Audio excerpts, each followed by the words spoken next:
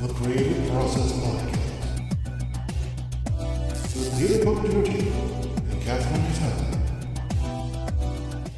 Welcome to the Creative Process Podcast. I'm your host, Peter Papagiorgio, with my beautiful wife, Catherine Natale. And of course, everyone always knows Chanel Bella. She's also in the house. Chanel's in the house. That's our little baby there.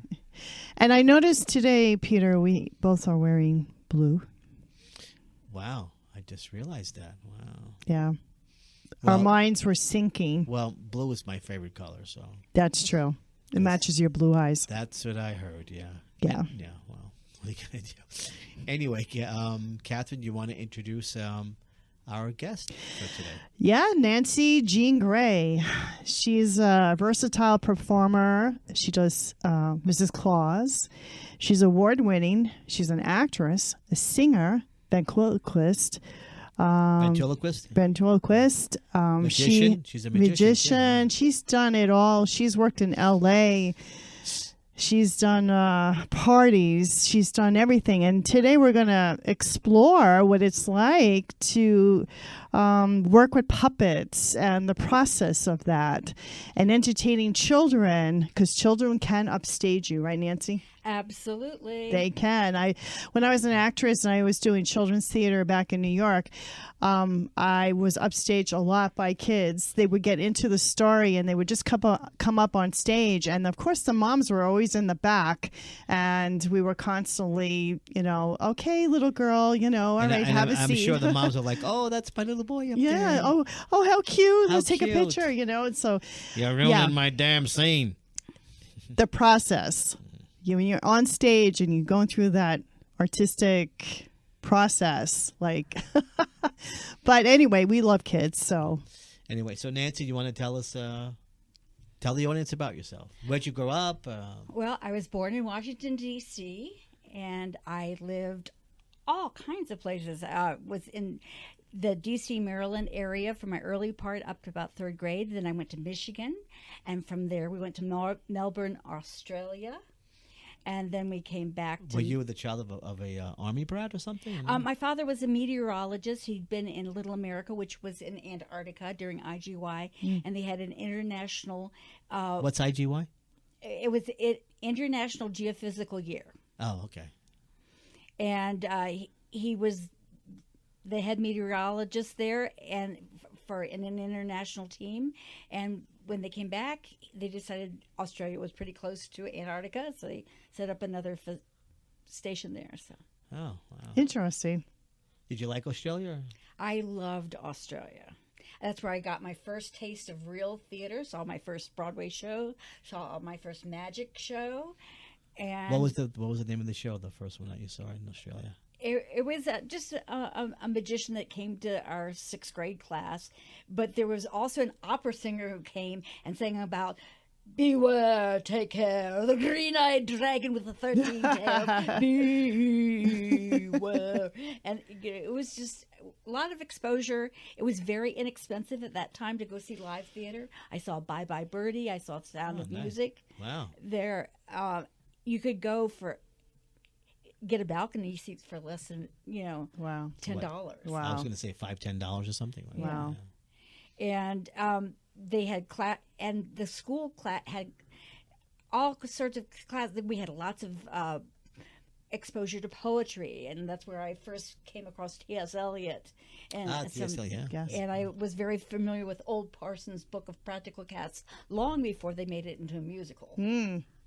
So tell us about your process, because you have a lot of interesting puppets here. Well, yeah. And tell us how you go about making. I know you do make some of the puppets. Did you make these puppets? No, these puppets I did not make. They are purchased, but I have made puppets. I've started making puppets in college because I found out I could do a puppet thing. I made a puppet for Moliere. Instead of writing a term paper, I'm going, well, this is much more exciting. Wow. So I did a whole scene with Moliere, and I made a puppet. And Did you get an A? I did. So you're very visual.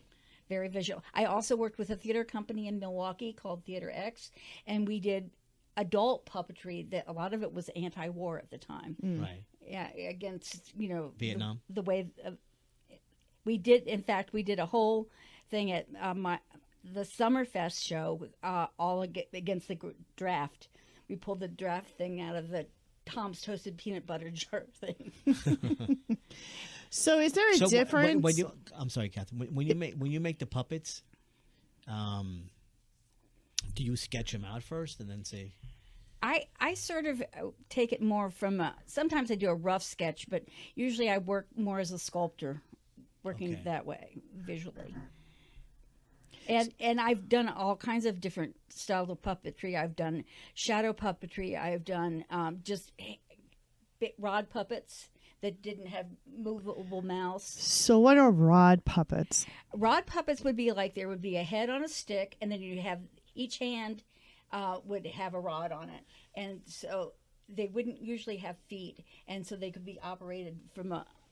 From above. Oh, below. In fact, I worked with Prince George's puppet players, and we did Peter and the Wolf with the symphony orchestra. Nice. Using these beautiful puppets designed by Alan Sherman. But let me tell you, they were so heavy.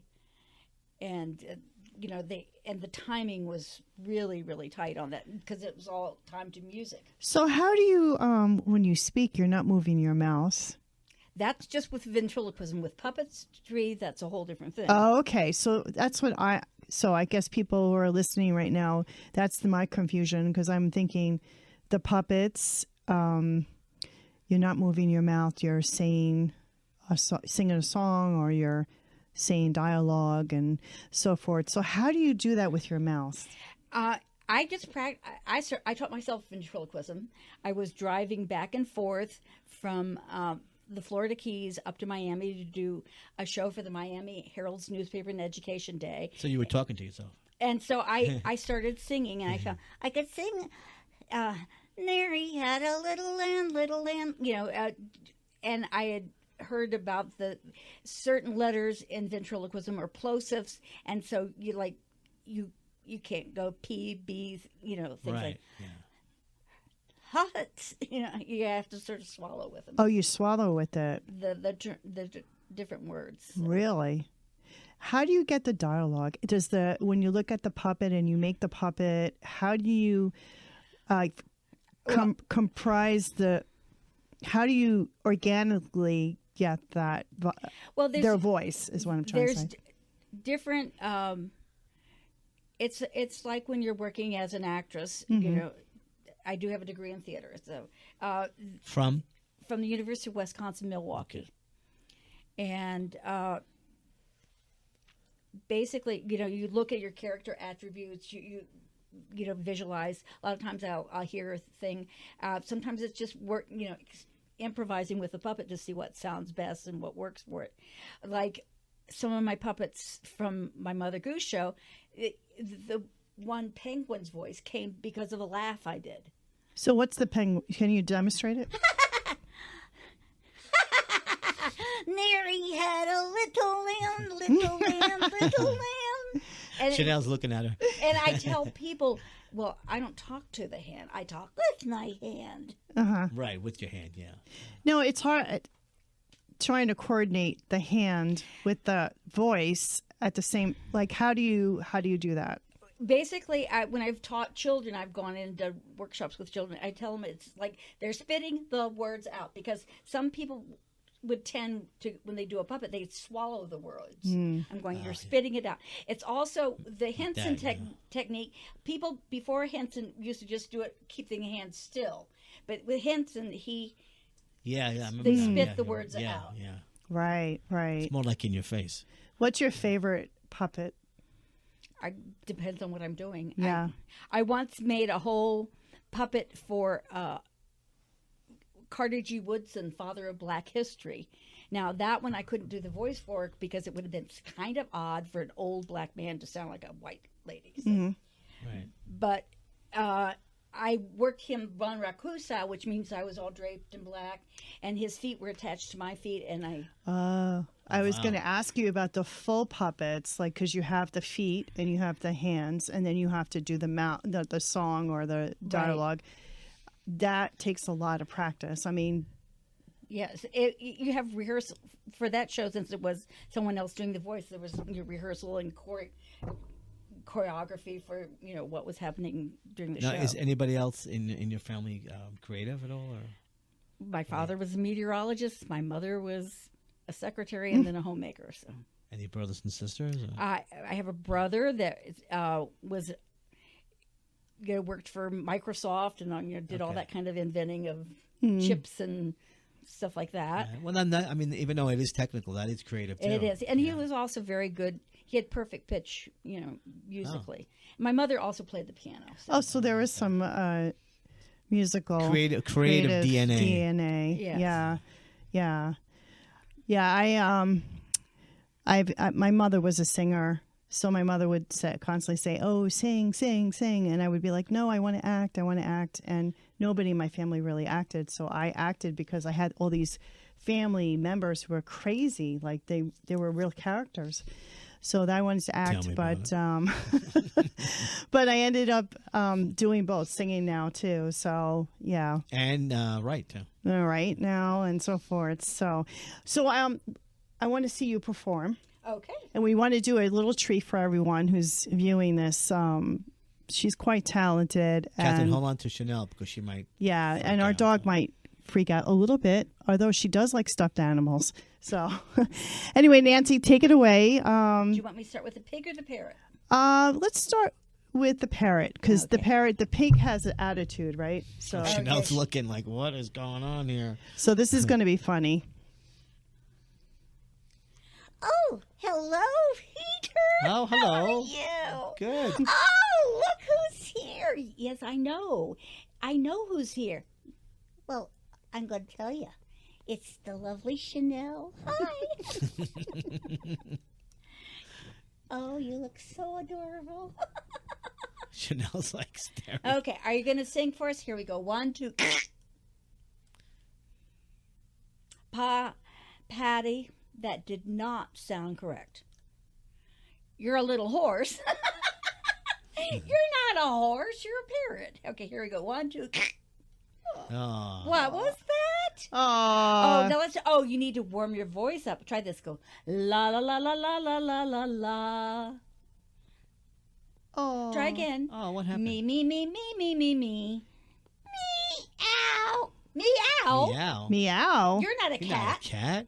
Try again. La la la la la la la. Moo moo. How now? You're not a cow. Try again. La la la la la la la la la. Ee-ah. Well, you are acting like a donkey. Here, one more time. La la la la la la la. Nay! Quit horsing around. There's only one thing to do when she gets like this. I'm going to tickle her.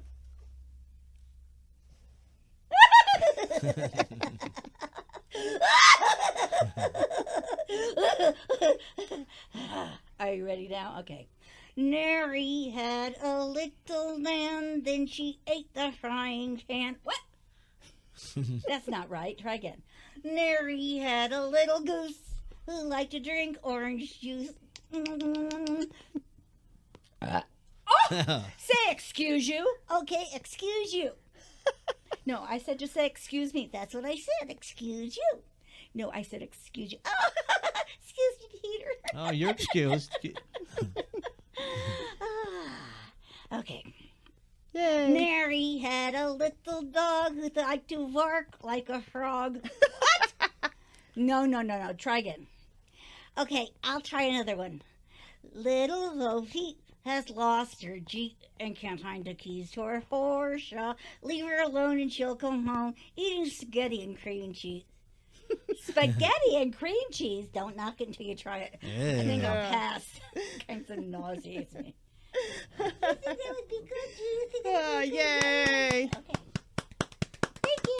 You're welcome. Thank you. Do you like Chanel? Did you like it? Did you like it? Yeah. Yes. Oh, yeah. Kisses. Thank you, Peter. You're welcome. Oh, thank you. So, what type of actress were you when you studied acting? Like you did character parts, or Character parts usually. What kind of roles did you usually play? When I went to school, they would have 32 male roles in a play. yeah, And then they'd have 2 female. Yeah. So you didn't get a lot of stage Not like time. today, everything is, more female roles now. So certain female actresses got to play a lot of stuff Mm. because they say, "Oh, well, you're good in that. You get to do it." Sure, yeah. Right. So right. that's why I was in the, and I was also a dance major until I. Oh, what kind of dance did you do? I did modern ballet. Wow. Yeah, I'm always fascinated by dancers because their body is like their instrument, like they can move in certain ways. When I was a kid, I would do tap dancing a little bit, but not really full onset dancing. I think Chanel really liked what you did. Oh, she did. She's like really totally. I should know. So Nancy, what's the creative process for you? I look at what's got to happen within, like, I set up my Mother Goose show just using, and I picked Mother Goose because I'm going, oh, everything's in public domain. Ah, No, interesting. no That's right. I royalties. didn't think about that. So and what's a character that I can age into? Right. Because Mrs. Claus? yeah, Mrs. Claus and Mother Goose is definitely, a character. In fact, I started playing her when I was young enough to play other. I mean, I was still doing, parties as Snow White. Right, exactly. And So, how many years have you done Mrs. Claus? getting close to 40. Wow. Wow. And so, what's your your dialogue for Mrs. Claus? Can you give us an example of? I know you're not dressed like her right now, but Okay, let's see. how does she talk? Like, how do you get that sound that makes you different than? Than just me, because Yeah. I do lots of different voices. So let's see. 'Twas the night before Christmas, and all through the house not a creature was stirring, not even a mouse. The stockings were hung by the chimney with care, in hopes that St. Nicholas soon would be there. The children were nestled all snug in their beds, and visions of sugar plums danced in their heads.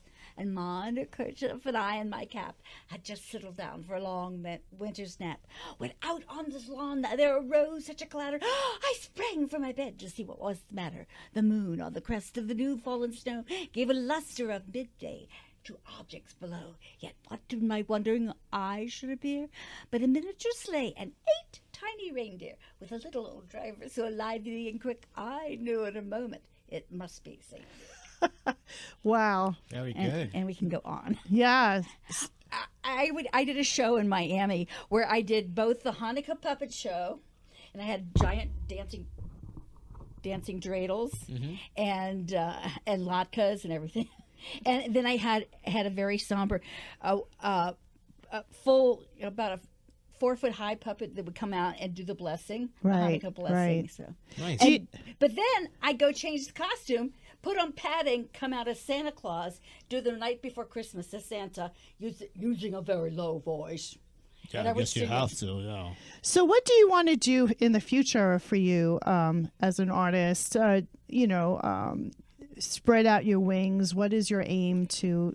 I would like to get to. I would love to be able to do Mrs. Claus in a film, and to do a whole series. I think Mrs. Claus has a lot to say for kids, and I had the experience. She's of- been overshadowed by Mr. Claus. Yes. Yes, she has. It's time for It's her. It's time for the woman. Time for her to. We say it's a year of the woman, and it is time for her to come out of the shadows. Because let's face it, she's the one that's been running the North Pole. Exactly. Oh, absolutely. yeah. Santa's busy doing his little. And Santa's a little heavy, so he has to be he doesn't getting move huge around. meals. Yeah, and and it's time. I'm sneaking vegetables into his cookies now. Oh, Because, okay. we've got Because you got to put him on a diet. Yeah. Let's try the pig skit, because the pig skit is a little over the top. And she explained what he's got a little bit of an attitude, the pig. So this is another one of her characters. This is Petunia. Petunia, how are you doing today? Ha! Petunia? What's the matter? Angry.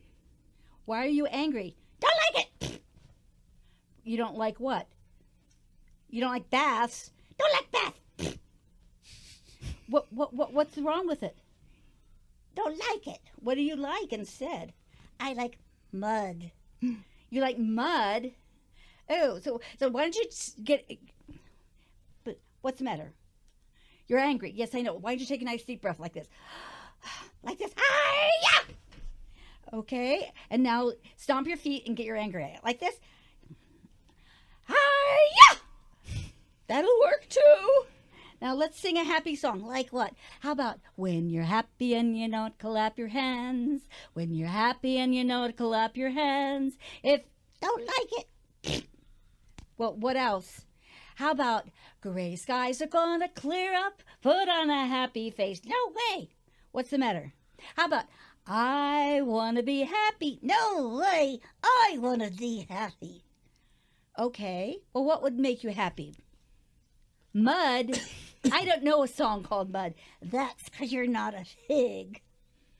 All right. Ladies and gentlemen, may I present my friend Petunia Penelope Pig singing a very special song called Mud. Mud, mud, glorious mud, nothing quite like it for cooling the blood. Follow me, follow, down to the hollow, where we will wallow in glorious mud.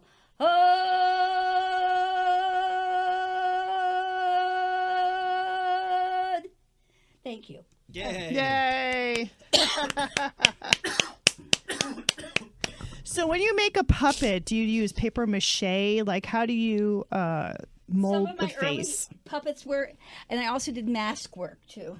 Oh. In fact, my first puppet show that I did at a puppetry festival in Atlanta, my last piece, I did masks, and the other puppeteer that was working with me came out, and we had, it was very visual, sort of a cross between masking and dance stuff. And you paint it, and you Yes. put the... Yeah, I used Celastic back. Now you can't get Celastic. Celastic's one of those banned fibers. But back in the day, they didn't care about the fact that you're working with very deadly chemicals. So, I made those kind of puppets that way too. Yeah. How long does it take you to make a puppet? Some puppets have taken me like 30 hours to make. Some puppets you can construct really fast. I actually taught kindergartners how to do soft sculpture puppets in a 4-week session. Wow. Kids that had never couldn't even use scissors yet. I taught them how to use needle and thread and do soft sculpture. Amazing. Yeah, I would think a kid doing that, and actually, I remember... kids love puppets. I remember being in art class as a kid, and when I did something and accomplished something, it was like it was a really big way too. It's wonderful. And I've had kids that would not relate to a regular person, but they would talk to a puppet. I did one class one time with special ed, and the instructors came to me. He said it was a 22-year-old autistic. He never reacted, and he reacted to my puppet. Oh, that's amazing!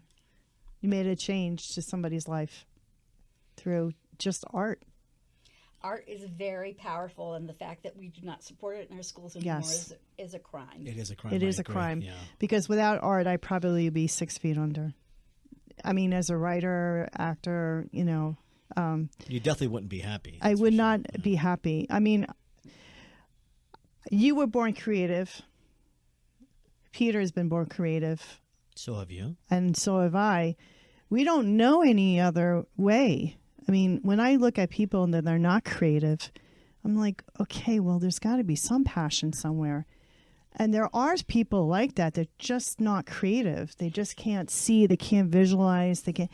And I just feel like I just can't understand that. I cannot wrap myself. And, I'm not judging anyone, but I just can't wrap, I'm so used to being creative, born this way. And, I'm sure you have the same. Oh, yeah. It was a big shock to me that people couldn't visualize, because I know how to draft patterns for costumes. I could just look That's right. You do costumes, too. I forgot. Yes. And when I costumed my first touring children's theater, I couldn't believe that other people didn't know how to do it. I'm going, yeah. But I can do it.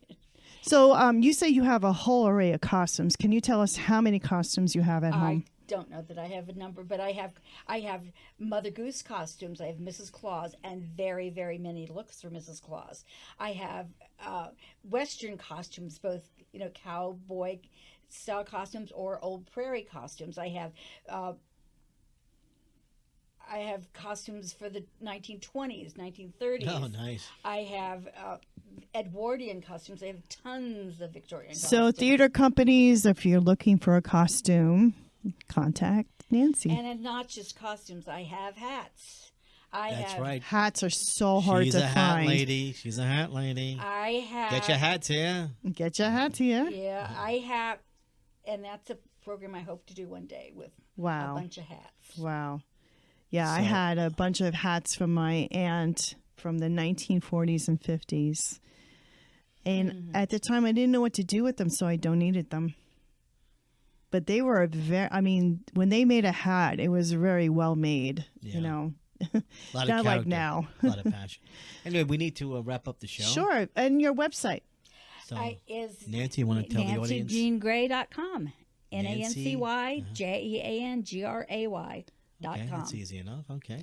And so the process continues. The creative process continues. Well, thank you, Nancy, for being on the Creative Process podcast. Thank you for asking me, Peter, and thank you, Catherine. You're welcome. And thank you to our wonderful Thank you, hostess on Chanel the Bella, floor. who got bored. See you on the next show of the Creative Process podcast.